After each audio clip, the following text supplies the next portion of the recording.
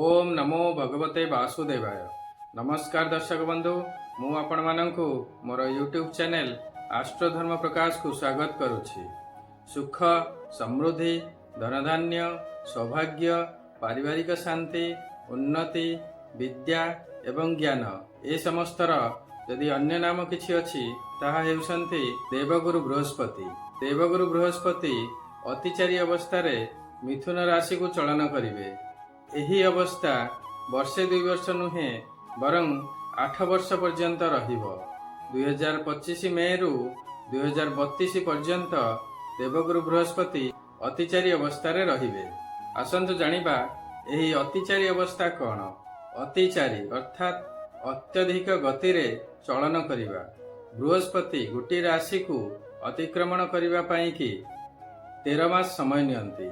जदि से एही गोटे राशि 4 रु 5 मास भितरे बा 6 मास भितरे अतिक्रमण करुछंती तेबे एहाकू तांकर अतिचारी गमन बा अतिचारी चलन कुहाजिबो।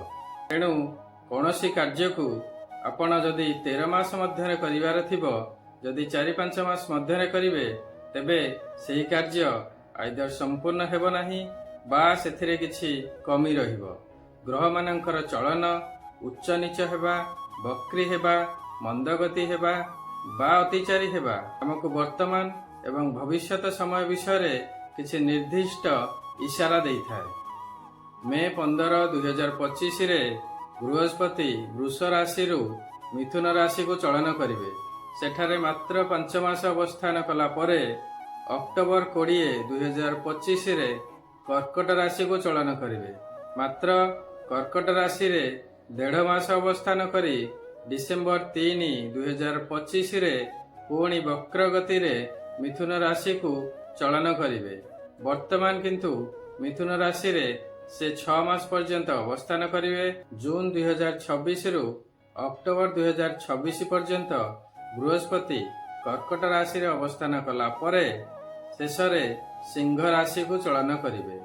बृहस्पतिंकर एही अतिचारी अवस्था वर्षे बा 2 वर्ष नुहे पूरा 8 वर्ष पर्यंत अर्थात 2032 मसीहा पर्यंत चालू रहिबो। बृहस्पतिंकर एही अतिचारी अवस्था आमको एक बहुत बड़ परिवर्तन इशारा दिए। कुहा जाए सर्वप्रथमे महाभारत समय रे देवगुरु बृहस्पति 7 वर्ष पर्यंत अतिचारी अवस्था रे थिले। इतिहास कुए सेकेंड वर्ल्ड वार समय रे बा द्वितीय विश्व युद्ध समय रे मध्य बृहस्पति अतिचारी अवस्था रे थिले। 1947 मसीह मध्य बृहस्पति अतिचारी अवस्था रे थिले, जो समय रे भारत एवं पाकिस्तान रो पार्टीशन होइथिला। पुनर्बार 2019 एवं 2020 रे मध्य बृहस्पति अतिचारी थिले। एही समय रे से 3 थर करी 6 थर राशि परिवर्तन करिथिले। एही समय रे कोविड-19 महामारी सारा विश्वर मेरुदंड को हलाई देइथिला। एथरक किंतु बृहस्पति वर्षे बा 2 वर्ष नुहे दीर्घ 8 वर्ष पर्यंत अतिचारी अवस्था रे रहिबे। प्रत्येक वर्ष बृहस्पति 2 रु 3 थर राशि परिवर्तन करिवे। एहार प्रभाव प्रत्येक राशि व्यक्ति उपरे, देश उपरे एवं पृथ्वी उपरे निश्चय पड़िबो। लागुछि जेमिति इतिहासर पुनरावृत्ति हेबो।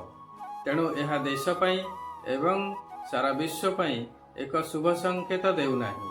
सते जेपरि किछि अजणा बा अनएक्सपेक्टेड घटना हेबार संकेत मिलुअछि। से जहा हेउ पछे आशा करिबा सर्वशेष रे सारा विश्व पई एवं आम देश पई कि एवं प्रत्येक व्यक्ति पई कि शुभ हेउ। आसंतु जानिबा बृहस्पतिंकर एही अतिचारी चलन मिथुन राशि व्यक्ति मानक उपरे कोन प्रभाव पकाइबो। मे 15, 2025 रे बृहस्पति मिथुन राशि रे अतिचारी चलन करुछंती। तेणु करी आपणकर स्वास्थ्य रे सुधार आसीबो, मानसिक स्तर रे शांति मिलिबो, विद्या शिक्षा रे उन्नति करिवे, हायर एजुकेशन रो अपॉर्चुनिटी मध्य देखा देबो, एग्जामिनेशन थिले भलो रिजल्ट हेबो, संतान संततिंकर उन्नति हेबो, पारिवारिक संपर्क सुदृढ़ हेबो। जदि प्रेम संपर्क रे थांती तेबे प्रेम संपर्क रे मधुरता आसीबो, विवाहर जोग मध्य सृष्टि हेबो। जदि विवाहित होइथांती वैवाहिक जीवन रे मधुरता देखा देबो।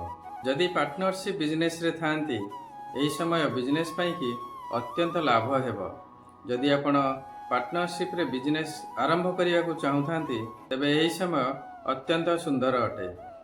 सबु दृष्टि भाग्य रे आपणकर उन्नति हेबार जोग सृष्टि हेबो। ध्यान देबे जे देवगुरु बृहस्पति एही स्थान रे मात्र 5 मास अवस्थान करिवे। सबु किछि अपॉर्चुनिटी अचानक बा जल्दी जल्दी आसीबो। प्रत्येक अपॉर्चुनिटी रो आपण प्रॉपर एनालिसिस करिवे एवं धैर्यर सहित डिसीजन नेबे। समय बहुत भलरे जीवो। अक्टोबर 20, 2025 रे बृहस्पति कर्कट राशि को चलन करिवे। बृहस्पति कर्कट राशि रे उच्च अटंती एवं कर्कट राशि आपणकर धन स्थान बा द्वितीय स्थान अटे। धन प्राप्तिर जोग सृष्टि हेबो। परिवार रे सुख स्थापन हेबो। कर्म क्षेत्र रे उन्नति हेबो। क्यारियर रे नुआ अपॉर्चुनिटी देखा देबो। मात्र एही स्थान रे देवगुरु बृहस्पति डिसेंबर 3 पर्यंत अर्थात मात्र 1.5 मास अवस्थान करिवे। तेणु अल्प समय रे बहुत संभावना देखा देबो। बहुत अपॉर्चुनिटी आसीबो। आपण धैर्यर सहित प्रॉपर एनालिसिस करी कार्य करिवे। 3 डिसेंबर रु जून 2026 पर्यंत मिथुन राशि रे पुनश्च चलन करिवे देवगुरु बृहस्पति। तेणु प्रथम 5 मासरे आपणकर जे कार्य सब बाकी थिला बा जे कार्य सब आपण आरंभ करिथिले कंप्लीट होई नथिला बा स्थगित थिला सेही सब कार्य वर्तमान एही 5 मास मध्यरे कंप्लीट हेबो। 3 जून 2026 रे बृहस्पति पुनर्बार मिथुन राशि रु कर्कट राशि को चलन करिवे। वर्तमान देवगुरु बृहस्पति एही स्थान रे 5 मास अवस्थान करिवे।